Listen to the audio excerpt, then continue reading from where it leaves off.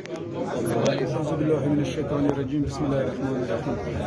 ټولو نه مخکې حضور ته شکریا ادا کوم چې دا ته مشترکه جرګه وشوه او لو راپر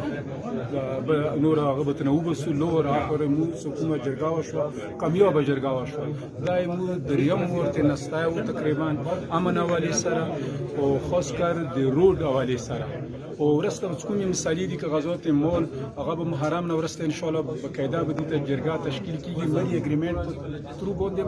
دا خبره په مخ کې بیایو ان شاء الله دا به حل شي په فل حال وو درې میاشتې مو کونه کېک داولو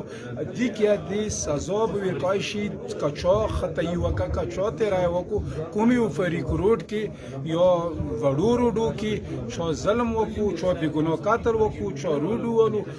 هغه به سزا مستحق وي هغه ته به سزا د مری اګریمنت کې کومه سزا هغه شوی دی او تجویز شوی دی هغه د سزا په مطابق بیا ته سزا ملويږي هغه ته به اربع طریقه متفقه حکومت سره شانه به شانه وي چې هغه ته سزا ملوي شي ان شاء الله مو پر امید یو چې محرم د محرم څخه د ارشو دی امام حسین علیه السلام ارشو دی هغه دنیا کې چوک وسیږي ټولو دی دا به احترام سره منو کو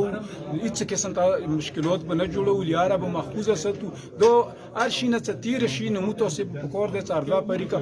پښتو نه کور وخلو چې پښتو کې مطلب دی چې متوسب د یاره محفوظ وساتو ظلم نه